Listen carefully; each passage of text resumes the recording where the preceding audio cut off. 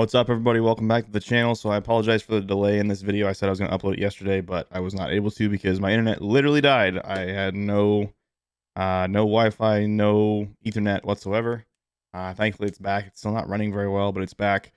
So today I'm going to be talking about snipers and what I think the best snipers are, as well as which guns to use to complement that. So sniper support weapons. I'll talk about all kinds of stuff in this video. I'm going to actually start with talking about the new methods I've tried for bullet velocity after that last crazy video. Still didn't work.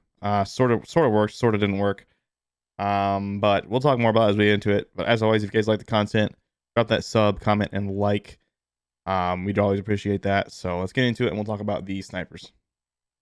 Alright, so if you watched my crazy rambling video yesterday, you know I'm losing it a little bit trying to calculate bullet velocities.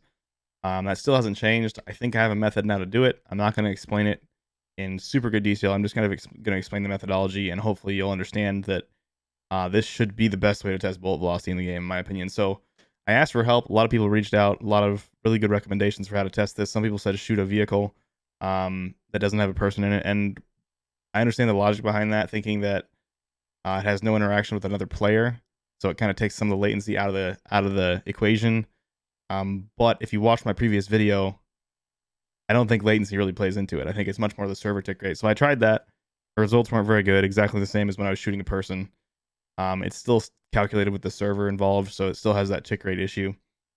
But this method should be perfect that I'm about to describe. So someone reached out and said, just shoot a moving target and measure how far you had to lead them. And I had thought about this before, but that kind of refreshed my memory, and I was like, dang, that literally should work perfectly. Like there's no reason that shouldn't work. So what I did initially, I tried to shoot a person that was running perpendicular to me at 200 meters at a known sprint speed with a known size of object behind, so I could measure from the reticle to the target when I pulled the trigger. And I'll just show you an actual example. What ended up happening was there was too much variance there because sprint speed wasn't high enough. So I ended up having a friend use an ATV instead and drive perpendicular to me at 200 meters. Shampoo is the best test subject. So this is Shampoo on an ATV here at 200 meters. So what I do is I look for the first frame the bullet's fired. So right there, the bullet's fired right there. So I measure, okay, from the reticle point to his head is X number of pixels. I know that an ATV is 2.1 meters long. So from that, I can get the number of meters per pixel at this distance. And then I can just simply convert the meters, or convert the pixel length from here to there to know exactly how much I led him. And then with that, and all the other information I have in terms of how far he is and things, I can get a very precise bullet velocity that should be perfect. Now, when I did this, I will say the number came out weird and wrong. I'm not even going to talk about it because it's way too much in depth. The last video was already super in depth. This one, basically, I think tick rate is involved in this again. I think the bullet kind of becomes hit scan at the end of the travel time based on some research I did. This is something I can talk about in more detail if you want again. But I'm not an expert, and it's kind of just me trying to figure out what could possibly be happening. I have talked to a lot of people. Grave was the person I was talking to about this, and I think we're on the right track as far as understanding it. But I will just say the number didn't come out great here either. So we're just going to use tracers. I'm just going to say tracers are the best way to do it, and I think that they are accurate. I think that there's some weird voodoo going on with some other things involving tick rate, but I think tracers at the base information level are the most trustable source that we have right now. I would like to do this, and I'd like to do tons of trials of this method because it really should produce perfect results that don't include latency or anything, because it just shows you that you're hitting exactly the shot at the right time and shows you how much you're leading. So this is what I want to do, but it's going to take an insane amount of time because it's not easy to hit that shot in the first place, and I legitimately need probably about 10 trials to average for each gun to get the real velocity. So it's tough. We're just going to go with tracers for now. I feel like tracers pretty much match how the guns feel anyway. Like, we know the HDR is fast, the ZRG is fast, the Swiss and the Kar 98 are a little slower, and that's just from using them. You can just tell that. And then that's also what the tracers say. So we're going to go with tracers for now. I do want to research this more, but it's just going to take me a ton of time. So for now, we're just going with tracers. So in this video, I'm pretty much just going to go over the loadouts. I'm not really going to try to justify too much. I'll explain a little bit of my thought process, but I really just want to get you the best loadouts quickly this time. So We will start with the Swiss. I think the Swiss is still the best aggro sniper for multiple reasons. It has about the same bullet velocity as the Kar 98, has a faster reload time than the Kar 98, slightly worse ADS times, but in my opinion, it's worth it for the reload time and the higher damage value. So the Swiss actually hits harder too, does more damage to the body than the Kar does. So if you ever miss a headshot, you'll get more damage with the Swiss. And the rest of the stats about the gun are very, very similar. You get a little better mobility with the Swiss. I just think overall it's a little bit better than the Kar 98 right now. So that is my recommended aggro sniper. So let's do some loadouts here with the Swiss for different game modes and just different playstyles. So this is my standard Swiss. This is the same Swiss I use on Verdansk, same Swiss I use on Rebirth. It's great. You get the good bullet velocity from the Combat Recon and GRU. 5 milliwatt helps with your aiming stability and your ADS times. Same with Airborne Elastic. I get asked Serpent or Airborne all the time. For me, I like that aiming stability. It does help with aiming stability now. It helps in a weird way. So there's two different ways you can help with aiming stability. One can reduce the magnitude of the sway, and the other is reducing the speed of the sway. So both the Bruiser Grip and the Airborne Elastic just reduce the speed of the sway. For the Cold War guns, from my testing, if you combine them, it seems to reduce the magnitude a little bit as well. But individually, it looks like they just do speed. So I really like Airborne Elastic, even though Serpent has just tiny bits better ADS times. I think it's worth it for the aiming stability. I love Fast Mag. If I was going to recommend swapping out one attachment for something else, I would say remove Fast Mag and put on Raider Stock. This gives you crazy strafe speeds, super, super good strafe speeds. Makes it so you can peek corners really quickly and take a shot and get back behind the corner. This is actually a pretty good build too. But like I said, I literally exclusively use the Fast Mag. And then let's talk about, so this is my Rebirth Swiss. Like I said, the gun's the same, but what I pair it with most of the time on Rebirth is this OTS. So OTS is not a good sniper support for Verdansk just because engagements happen at distances that are too long. If you're a really good player, you can get away with it. Like my friend Jings uses basically this build, except he replaces the Microflex with I think a Tiger Team or something like that. And he used it on Verdansk as well, and he just dropped his PR 36. He has a 4+ KD in both Rebirth and Verdansk, and he thinks this thing is unbeatable right now in both places, but I'd really only recommend it for most people for Rebirth, just because Rebirth engagements are so much closer range. This is fantastic on Rebirth. Amazing TTKs up close. Nothing even touches the OTS in terms of TTKs up close right now. Spetsnaz grip just to extend that range out a little bit. GRU suppressor, bullet velocity damage range, and a little bit of recoil control. KGB skeletal stock. This is for really good strafe speeds. We're not really going to be hip firing this build at all. This is like a non-hip fire build. I like an optic. If you don't want to use an optic, I would probably recommend using the Tiger Team Spotlight just to get better mobility. Mobility is huge, especially on Rebirth. Fast Mag for sure. The ADS penalty difference between these two is very small, and the Fast Mag has dramatically better reload times, and you already have only 40 rounds, so it's really important to use that. But yeah, this is my favorite OTS for Rebirth, and it absolutely fries. All right, so still mostly talking about Rebirth here. I want to compare the OTS to the Tech 9. The Tech 9, I think, makes a fantastic sniper support on Rebirth Island. It has great TTKs all the way out, very fast TTKs up close. Obviously, it has those SMG sprint to fire times and SMG mobility. It's not as mobile as the OTS, and it doesn't kill as fast as the OTS up close. But you can see the damage range gets cut off on the OTS at 8.2 meters, whereas you get that really good damage range all the way out to 14 meters with the Tech 9, which is huge because there's a lot of engagements that happen in this range for sure. And then even after the second drop off with the Tech, it has great TTKs out there. So I think if you're someone who's not always up in people's faces, Tech 9 is probably a better choice for you on Rebirth. And the build's basically the same. So this would be the Tech 9 that I recommend. Basically, there's no suppressors, so you have to use a full auto repeater. That's the one downside. But I've actually found that this position concealment, where your dot only shows up for a fraction of the time it normally does on the minimap, actually makes a huge difference.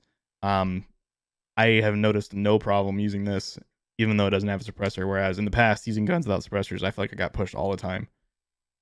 So we got Field Agent Grip for better recoil at range. This has quite a bit of recoil and it bounces a lot, but once you get used to it, it's very controllable. Salvo 48 round Fast Mag, again, small mag, small damage per mag, so I like to use the Fast Mag. The ADS penalty is not very big, so it's worth using.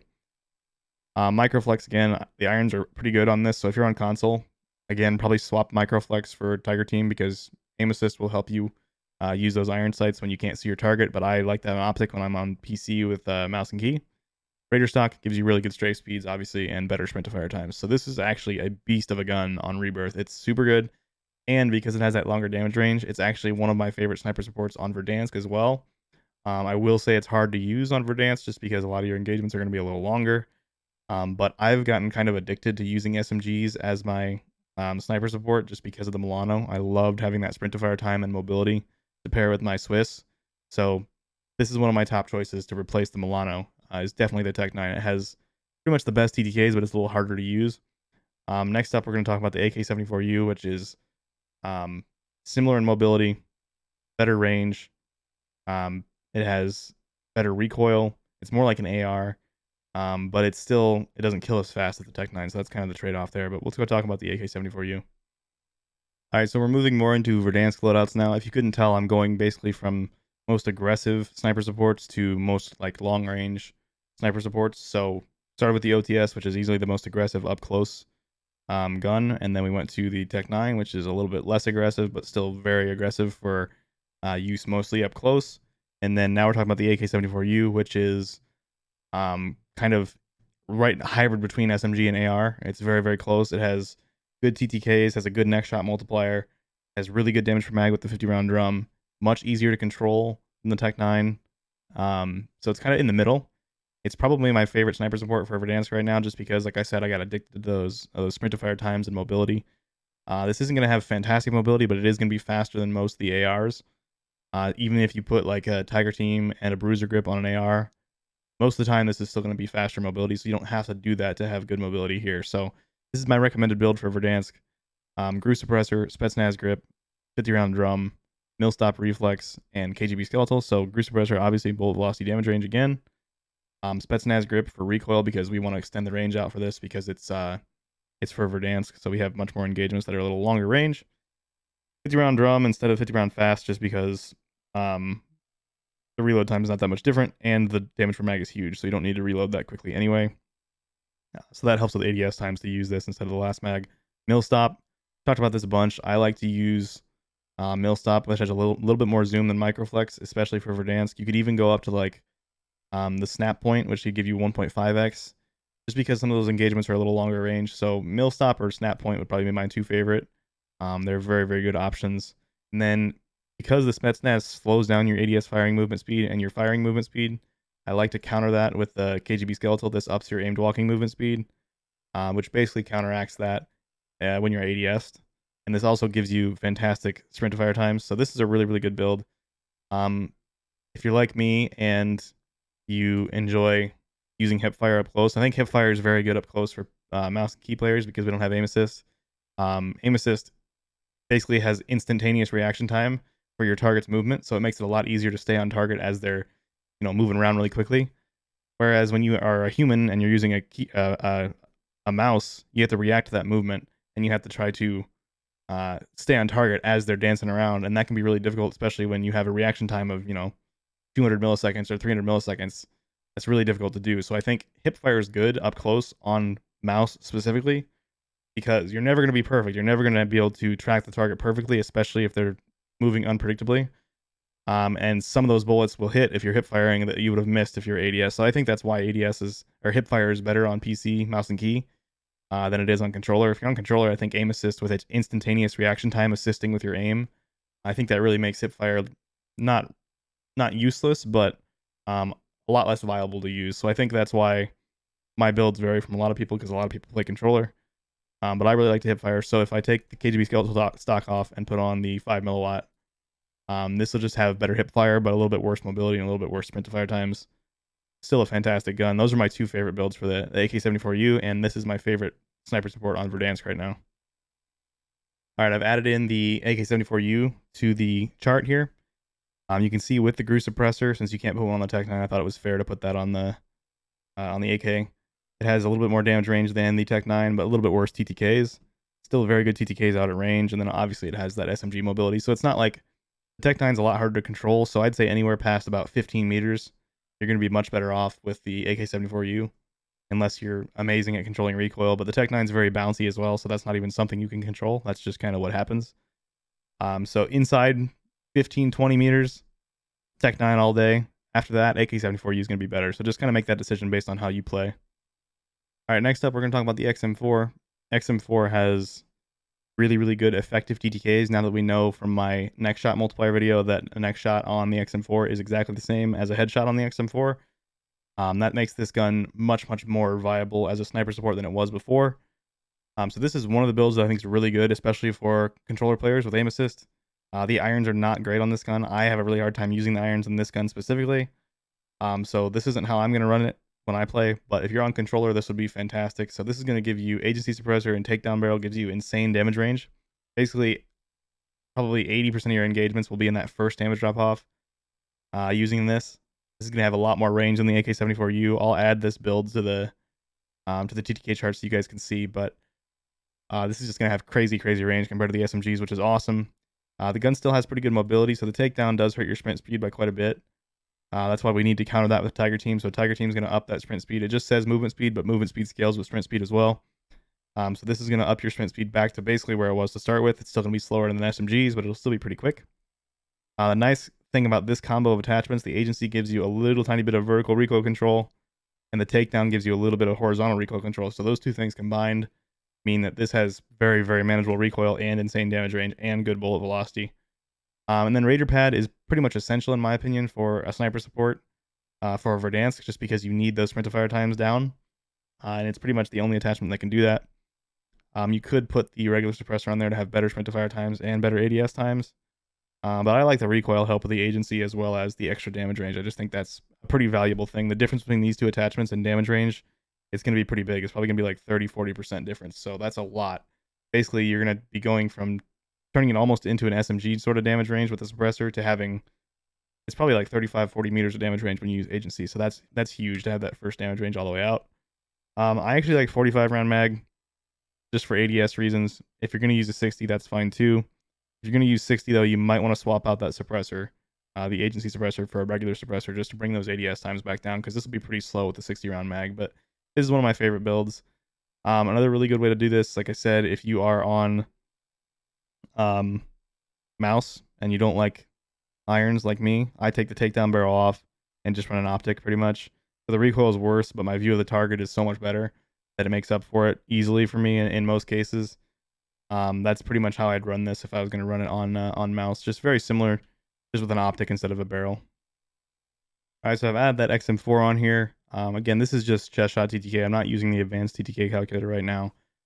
So green is the XM4 added into this line. You can see it has 33 meters of damage range with the agency and the takedown, which is awesome. Tons of damage range. That first drop off goes all the way out there to 33, which is more than double the AK-74U. But you can see the TTKs aren't that much better if you just look at chest shots. But if you look at something like neck shots, the AK-74U is going to be quite a bit slower. And then the XM4, because the neck shot damage with the XM4 is literally the same as a headshot, you get great neck shot TTKs all the way out. Looking at extremities again, you're going to see the XM4 be a little better than the AK, just because the XM4 has that 5.56 damage profile where it does the same to chest, stomach, extremities. Plus that neck shot multiplier, amazing. It has fantastic effective TTKs. It doesn't look like it on this chart because this chart's not factoring in any headshots or neck shots. But I can tell you I've looked at this on the advanced calculator and it comes out pretty much in first in all these cases, pretty much. All right, the builds I'm going to recommend for the Cold War AK. Again, Cold War AK is a phenomenal sniper support, and it has been for months and months now. It's one of the best. I think the XM4 I think competes with it with this neck shot stuff. And the XM4, depending on the person, might have better irons. The irons are actually decent on the AK now. They've kind of shifted them down a little bit. So it's a better sight picture than it used to be. So the builds are going to be exactly the same as the XM4, so I'm not going to go over that all again. But let's go add to the TTK chart and compare it to the XM4. All right, so looking at the AK, it's this darker blue color with that agency and takedown build. It goes all the way out to 38.6 meters, which is crazy. You get the first damage drop off all the way out there, which is almost 3 times as much as the SMGs. But again, the TTKs of the SMGs don't drop off that much. It only drops off about 100 milliseconds or 80 milliseconds.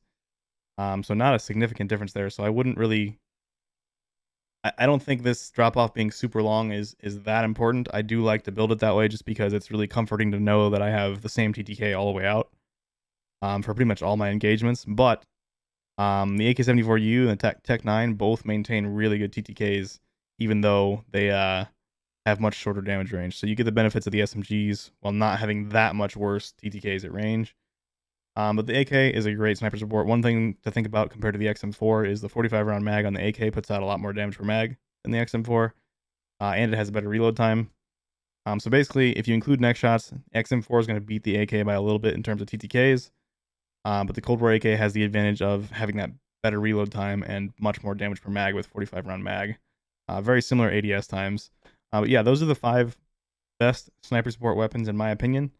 So let's go talk about the next best sniper, I think, besides the Swiss. So the Swiss is the best aggressive sniper. We're gonna go talk about the ZRG, which I think is still by far the best mid to long range sniper if you are playing more slow and more maybe more recon strat, that kind of thing. I think ZRG is still the play there for sure. All right, so like I said, ZRG I still think is the best mid to long range sniper by far. Has faster bullet velocities than the HDR, faster bullet velocities than the LW3, has better aiming stability than the HDR, better ADS times than the HDR. The things that hold it back would be that you can't switch the optic, so you can't use a super high zoom optic, unfortunately, because you need that slot for either airborne or 5 milliwatt to get those ADS times down. And you do have to use a mag because the default mag is only 3, so in order to get 5, you need to use the 5 round mag. This doesn't hurt your ADS times at all. All it does is add 2 bullets to your mag. This also has higher damage output than the HDR, so it hits harder than the HDR, does more damage than the HDR. For any time you miss a headshot, it also has a much faster fire rate than the HDR, and it recenters to the same point, unlike the HDR, after you pull the trigger. So in so many ways, it's better than the HDR, but unfortunately, that scope is so important that a lot of the top players still don't use this gun. I think it would be worth getting used to the lower zoom, or maybe trying the Hangman optic out, taking off either airborne or 5 milliwatt, and trying out the Hangman or some other high zoom optic, because I just think this gun in so many ways is a lot better than the HDR. So I'm surprised people don't use it. But along with that, I think because it's a slower gun and it's not nearly as effective up close, you can't get away with using an SMG as your sniper support. You need something that's more effective at range. So basically, what I would do is take either the XM4 that I recommended or the AK that I recommended and just run the optic build, just so you have more range, more view of your target. Again, that's personal preference. If you don't want to use an optic, then you don't have to use the barrel instead. That barrel is extremely good for these guns. The takedown barrel is phenomenal. And this will be a fantastic sniper support, specifically for the ZRG. You need to kind of balance, and you need this to be more effective, like I said, because the ZRG is not nearly as effective up close as the Swiss. So those are basically all of my recommended loadouts. I think you can't go wrong with any of the sniper supports I chose. I try to describe where I think they're best.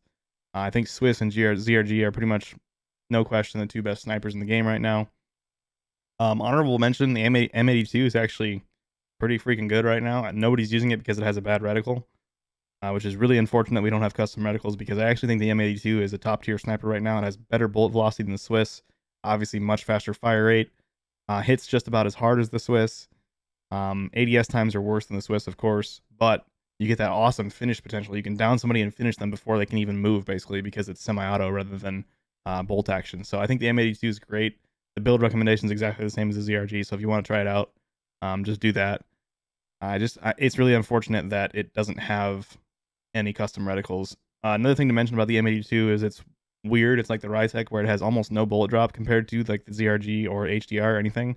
For some reason, it has a much more flat trajectory. It doesn't slow down as fast and fall out of the air. So that's one strange thing about it, and another thing that makes it really good. So those would be all my best recommendations for snipers. Again, sorry this video took an extra day to come out, but not a lot I could do when I didn't have internet. So hope you guys enjoyed the video, found it useful. Again, we're going to try to test those bullet velocities better in the future, but for now we're just going with tracer numbers because I think those are the most realistic of all the million different things I tried over the last 3 or 4 days. I mean, I've spent all day, every day, pretty much trying to figure this out. And it's just really difficult, really difficult to get consistent numbers in any of these tests. So tracers are the best, I think, for now, until we figure out a better method. But yeah, I hope you guys enjoyed the video. Hope you found it useful, and I appreciate you guys watching, and I'll see you guys all in the next video.